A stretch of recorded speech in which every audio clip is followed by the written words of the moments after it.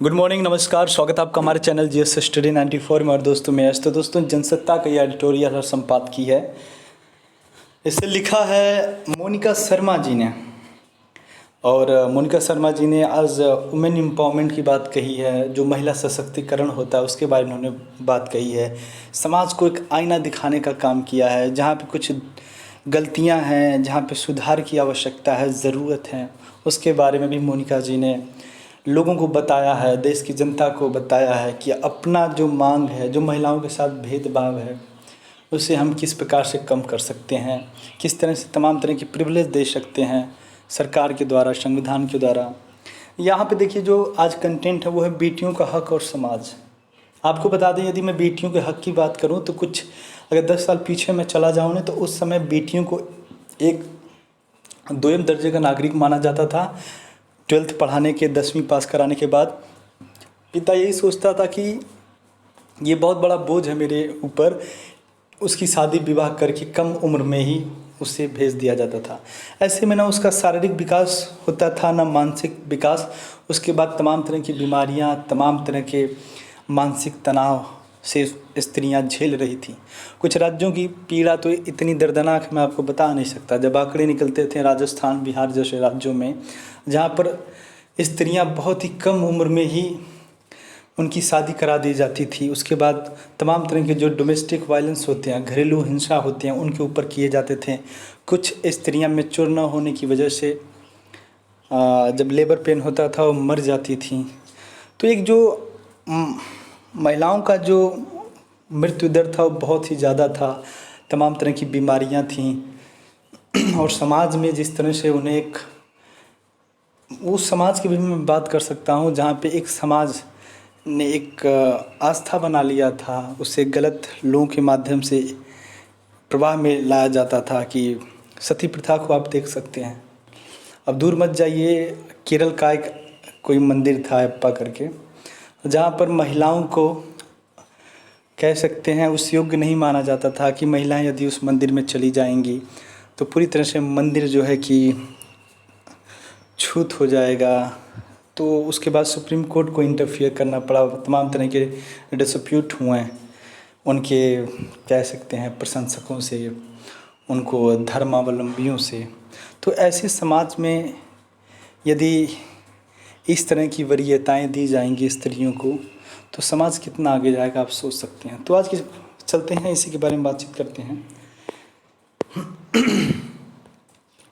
पिछले दिनों आए उच्चतम न्यायालय के ऐतिहासिक फैसले के मुताबिक अब बेटों की तरह बेटियां भी जन्म के साथ पैतृक संपत्ति में बराबरी की हकदार होंगी। तो एक चीज़ आपको बता दें और कान खोल के सुनिएगा आप लोग ध्यान से।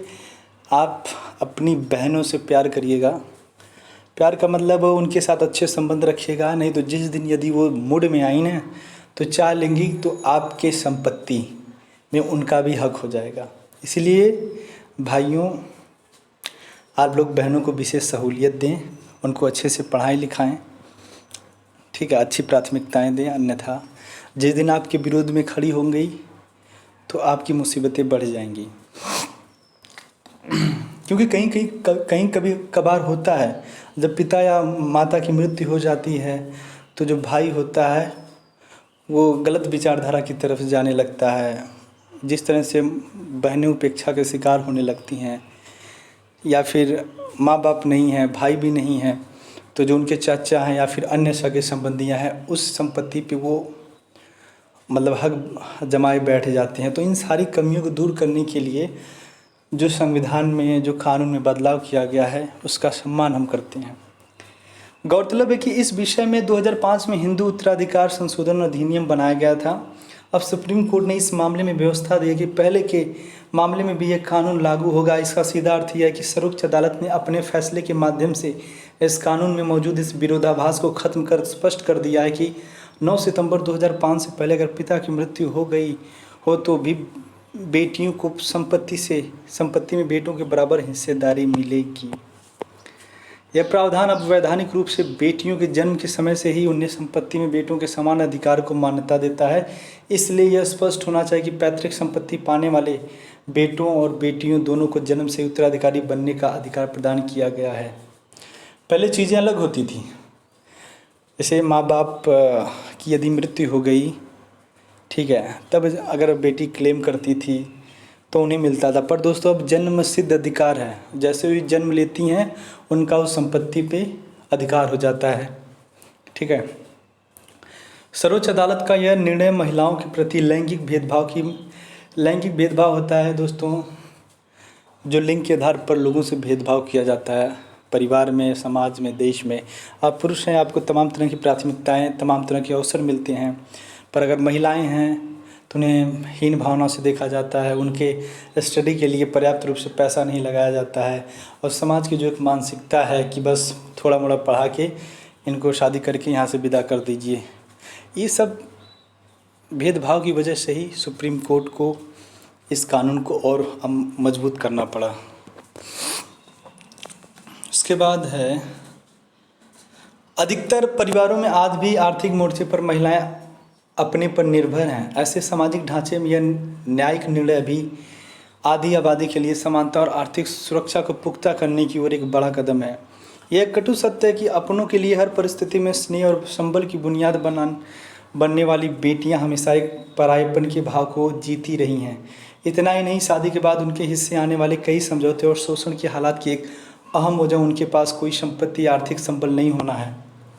इसके चलते औरतों का अपना कोई घर नहीं होता है, जैसी बातें किसी कहानियों में नहीं, असल ज़िंदगी में भी देखने सुनने को मिलती रही हैं। संविधान द्वारा दिए गए समान नागरिक अधिकार के बावजूद इस मामले में अधिकारहीन और अपनों पर निर्भर रहना जाने कितनी ही महिलाओं को असहनीय परिस्थितियों में जीने को विवश करता रहा है। ऐसे में बेटियों के लिए समानता के परिवेश और आर्थिक रूप से सशक्त बनने की सोच की शुरुआत अपने ही आंगन से हो, इससे अच्छा क्या हो सकता है। यकीनन संपत्ति में अधिकार मिलना इस दिशा में पहला बड़ा है। हमारे पारिवारिक ढांचे में बेटियों को लेकर एक परंपरागत सोच हावी रही है। इसके चलते उनके साथ किया जाने वाला व्यवहार भी कहीं न कहीं एक तयशुदा भाव के अनुसार ही किया गया। अफसोस कि अपने ही घर में पनपे और पोषित हुए ऐसे विचार और बर्ताव ने उनके जीवन के हर पहलू पर असमानता और प्रताड़ना की स्थितियां पैदा कर दी। मैं ऐसे तमाम तरह के एग्जाम्पल देख सकता हूं समाज में। आप लोग पढ़ते भी होंगे न्यूज़पेपर, जो लोकल न्यूज़ होंगे देख लीजिएगा, उसमें किस प्रकार से महिलाओं के ऊपर तमाम तरह की यातनाएं की जा रही हैं, किस प्रकार उन्हें उत्पीड़न का शिकार होना पड़ रहा है समाज के हर एक कदम पर। तो ये विचारधारा जो है कि उसी परिवार से पोषित हुई है जिस परिवार में बच्चियां जो हैं छोटे से लेकर बड़ी हो रही हैं। तो सबसे पहले हमें नज़रिया परिवार से स्टार्ट करना होगा। हमें किसी प्रकार का भेद नहीं करना चाहिए। कहने को तो दोस्तों अभी कोई ऐसे लिखेगा, कोई मंच से जाकर पढ़ेगा, बोलेगा तो यही कहेगा नहीं, हम लिंग भेद के खिलाफ़ हैं, हम लड़कों और लड़कियों में किसी प्रकार का भेदभाव नहीं करते। पर असल ज़िंदगी में जब उनके परिवार से ये बातें पता करेंगे तो बाद में पता चलेगा कि कहते कुछ और हैं, करते कुछ और हैं। नतीजतन आधी आबादी के साथ दोयम दर्जे का व्यवहार हर मोर्चे पर देखने को मिल रहा है। जन्म लेने के मानवीय हक से लेकर शिक्षा पाने के अधिकार तक गैर बराबरी के हालात बन गए। इस भेदभाव के कारण कई कुरीतियाँ और रूढ़ियों का बोझ भी उनके ही हिस्से आया। ऐसी पक्षपाती सोच का ही नतीजा कि कई घरों में महिलाओं की राय भागीदारी का कोई अर्थ नहीं रहता। महिला हो या पुरुष, घर परिवार चलाने में दोनों की अहम भूमिका होती है, लेकिन महिलाओं की भागीदारी को न तो सराहा जाता और न ही सम्मान दिया जाता है। यह फ़र्क उस भेदभाव भरी सोच के चलते ही बना है जिसमें उन्हें अपने ही घर में हकदार नहीं माना गया। आर्थिक रूप से आत्मनिर्भर न होने के कारण अपनी पसंद नापसंद बताने चुनने के मामले में उन्हें अक्सर आने कदम पीछे लेने पड़ जाते हैं। तो आप देख सकते हैं, जो आर्थिक की बात होती है, जो पैसे की बात होती है, ज़्यादातर इसका जो कंट्रोल होता है, अधिकार होता है, पुरुषों के हाथ में होता है। अगर महिलाएं, तो बस महिलाएं एक तिजोरी के रूप में हैं कि भैया पैसा ले लो, इसे रख दो, उसके बाद जब आवश्यकता पड़ेगी मुझे दे देना, पर तुम 1 रुपया इस से उठा नहीं सकती हो। तो इस मानसिकता को हमें ख़त्म करना चाहिए, क्योंकि देखिए ज़रूरत सबको होती है। महिलाओं को भी एक मंशा होती है, उनके अंदर उत्सुकता होती है कि मैं भी कुछ चीज़ें अपने लिए खरीदूं, कुछ अपने लिए रखूं, पर नहीं, ऐसा नहीं है। मतलब आर्थिक आधार पर ही जो लिंग भेद को बढ़ावा मिला है, कहीं न कहीं इसका असर समाज में दिखता है। ऐसे में व्यापक रूप से देखा जाए तो सुप्रीम कोर्ट के इस फैसले से महिलाएं मजबूत होंगी। भारतीय सामाजिक परिवेश में पैतृक संपत्ति में हक दिलाने वाले इस फैसले के दूरगामी परिणाम बेटियों को मन जीवन से जुड़े हर मोर्चे पर सशक्त बनाने वाले साबित होंगे। समानता के बिना सम्मान और सहजता दोनों ही मोर्चों पर कुछ कमी सी रहती है। हमारे समाज में महिलाओं के साथ होने वाला भेदभाव ही उनके जीवन से बहुत कुछ कम हो जाने की बड़ी वजह है।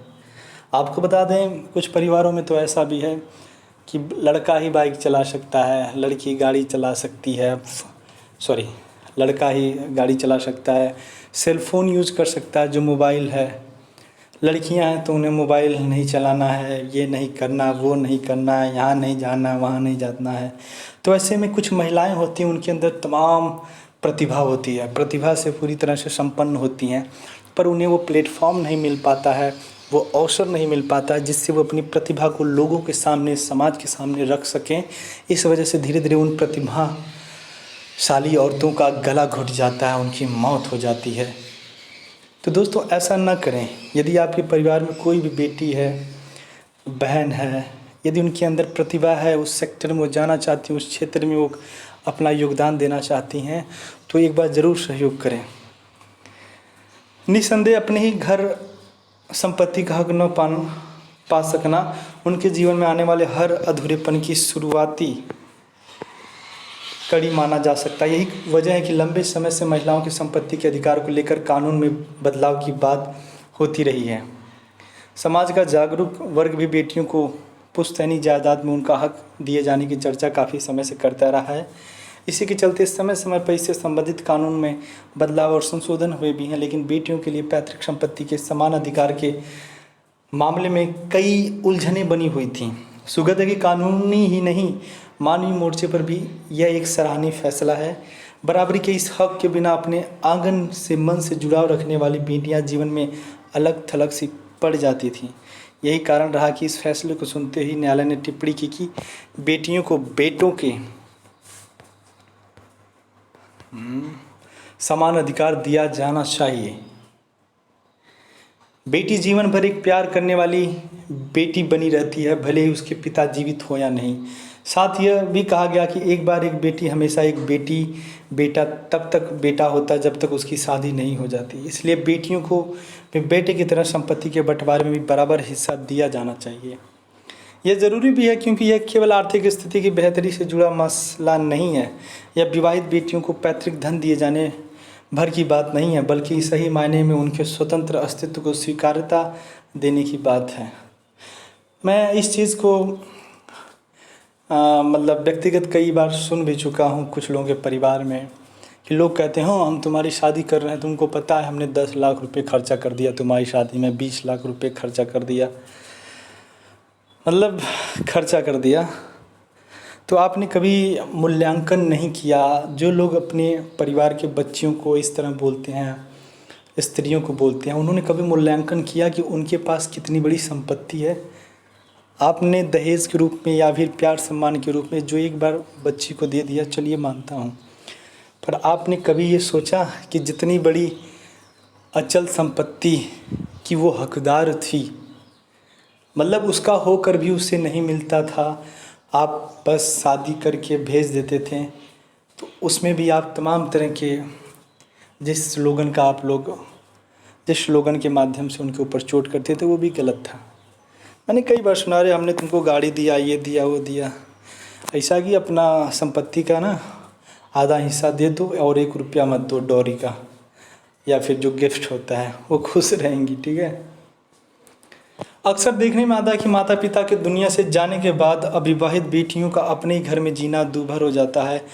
कोई बेटी विधवा हो जाए या शादीशुदा जीवन में अलगाव के हालात बने तो भी वह अपने घर नहीं लौट पाती। हमारे यहाँ परंपरागत रूप से शादी बाद बेटियों को परिवार का सदस्य नहीं माना जाता।